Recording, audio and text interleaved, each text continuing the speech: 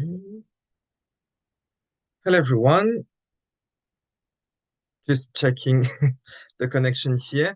I hope you're all well. I see that I'm live, but I can't see it on this side. I'm monitoring with my phone. And I start as soon as I can see myself on the phone. Um, Hopefully, I'm in the right place and you can see me and you can hear me. Yes, okay, it's going live. Okay, so hello everyone, and welcome to the Grand Multi-Literacy event 2025. I'm Yoshito Damochima Mori, and I'll be your host during this event. So I'm here this morning for two main reasons. The first one is to explain why this event exists and what I hope it brings you. And also to give you an overview of the event, what you learn about, and how it's organized, etc.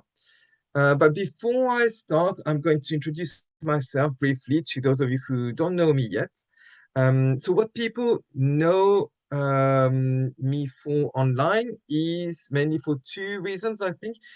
The first one is that I'm an author writing books for multilingual children, with a focus on helping children develop their literacy in a fun, relevant, and purposeful way. And this is also how I taught my sons to read and write in our home languages. So if you're interested, you can find all the kinds of games that I play with my sons in this book, which is the first book I published, The Parent's Guide to Raising Multiliterate Children. And so I'm also a dad to two multilingual, multicultural, and multiliterate children. Uh, and something maybe that people know a bit less of is that I'm also a teacher in a secondary school in London. I'm a foreign languages teacher, so I teach French and Spanish. And I'm also the international links coordinator uh, in this school, so which means that I organize projects with other schools abroad for our students to learn on different subjects, but also organize various events to help students explore their linguistic and cultural heritage. So it's all based on the languages and cultures of our students in our school. And on Sunday, I'll be sharing more about this aspect, so what I do in my school as an international links coordinator. So if you're interested, feel free to join and also to share around with people who might be interested. So now, why this event? When it comes to multilingualism, there are many people who have a lot of questions about what to do or not, how to do things. And there are also many people who give advice. There are some who are very informed, have a lot of experience, like we have many speakers during this event who are like this, but there are also people who, even if they are professionals like teachers, doctors, who don't specialize in multilingualism and might not be as informed. And as a result, the advice they might give might impact negatively the family dynamic or even the life of our multilingual children. So uh, this is why I wanted to create this Grand Multiliteracy event. So it's to give people access to the latest research. Um, and with the, oh, I see someone connected. Hello. So it's to give, yeah, so easy access to the latest research from professionals, from researchers. And so I wanted to make it free for easy access, online for easy access, but I'm also making it live so that you can ask your own questions to the researchers and all our guests that we're receiving. So then you have the answers to your own questions. Uh, and yes, and I'm taking also this opportunity to give a big thank you to all the researchers, experts, and authors who have taken part in this event to make it what it is, because without them, it wouldn't exist. So a big thank you. Now, one thing you might be wondering is why this event is only about multilingual literacy and related topics, but why it focuses on literacy. And so this is for two reasons. But the first one is that there is a lot more information out there about multilingualism rather than multiliteracy. And often it can be a bit hard to find information. It can be, if you go to conferences, it can be like a subtopic. So I wanted to gather as much as possible about literacy in this event, so on this YouTube channel.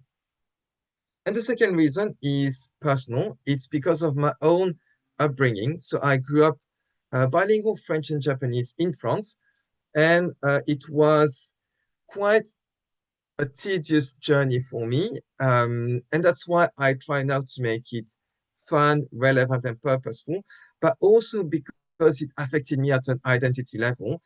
So when I was growing up, I thought I had to be able to speak, read, and write as well in both languages.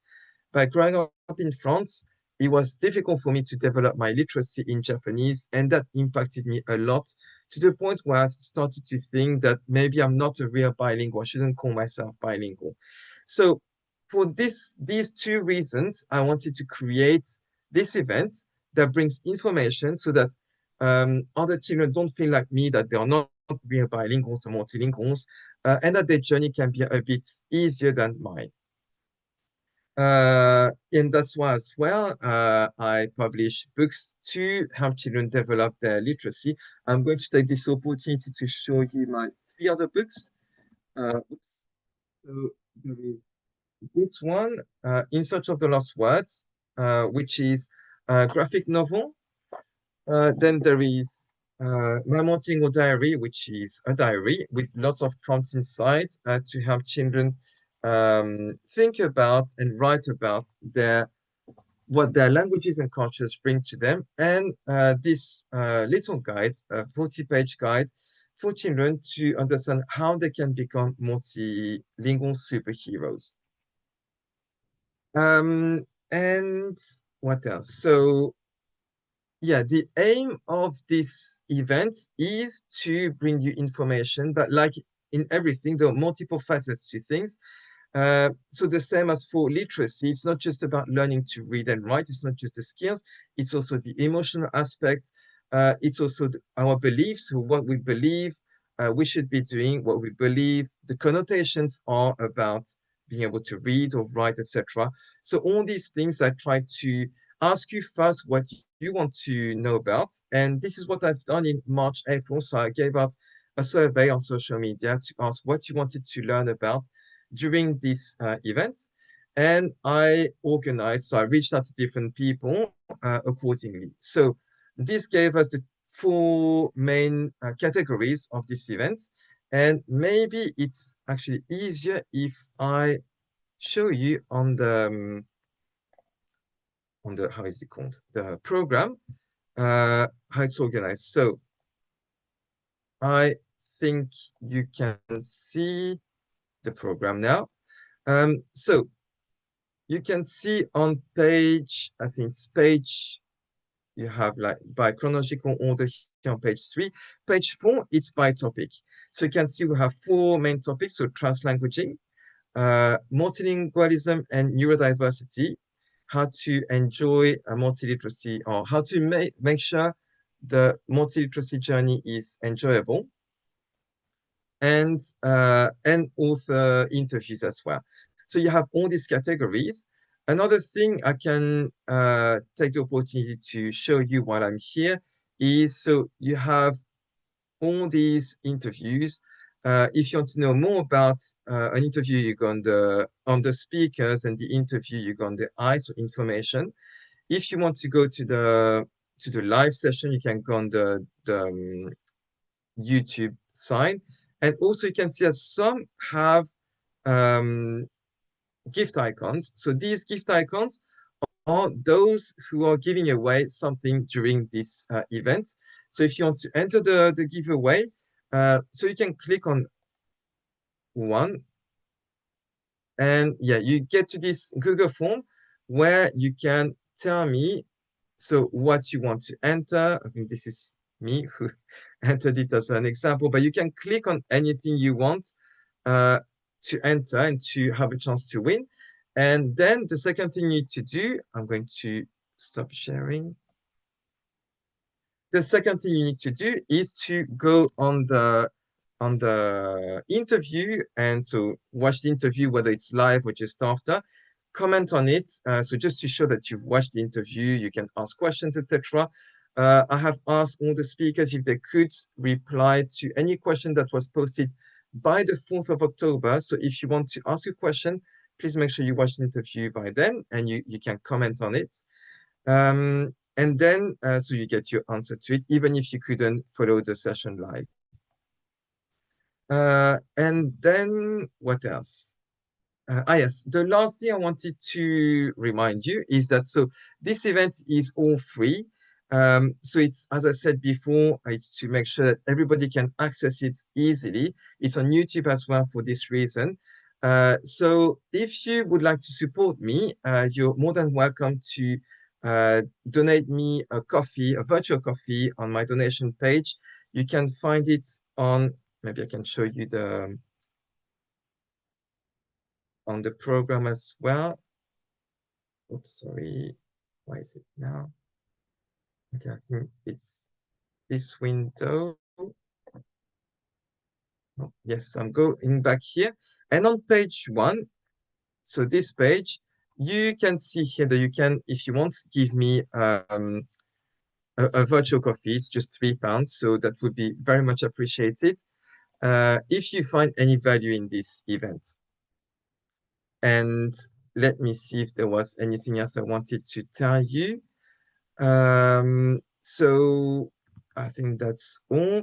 The last thing maybe is to announce our next speaker, which is going to be Dr. Roberto Filippi, who is going to be talking about the academic benefit of multilingualism. So home languages are often pushed back as secondary. So whenever our children become more busy with schoolwork, for example, we might be thinking, okay, our home language is not maybe the priority, or maybe literacy is not the priority. So maybe we leave it on the side. That's something I personally thought when I was a teenager, so that I had so much to do with school that Japanese was really the least of my priorities, and I pushed it on the side. So yes, but with Dr. Filippi, we're going to see that there are advantages, benefits to being multilingual and to keep up our languages. So if you're interested, I invite you to join us in about 15 minutes. We're going to go live and talk about all of this. So see you in a bit. Bye.